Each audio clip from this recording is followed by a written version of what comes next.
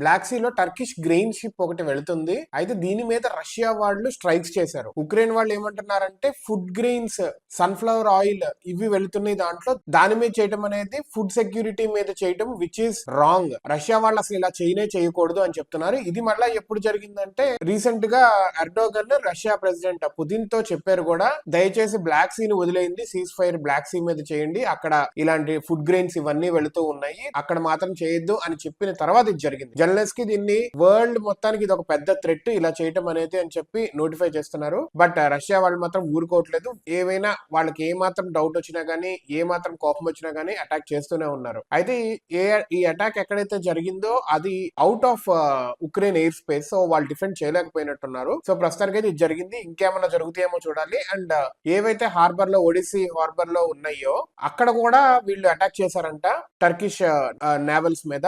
ఆ నావెల్స్ అన్ని కొన్నిటి మీద మంటలు వచ్చేసి అండ్ వన్ పర్సన్ కూడా హర్ట్ అయ్యారంట. So we have to see ఇంకా ఎలా ఎస్కలేట్ అవుతాయో. ప్రస్తుతానికి బెర్లిన్ లో అయితే పీస్ టాక్స్ స్టార్ట్ అయినాయి అంటున్నారు. We have to see how these peace talks goes through.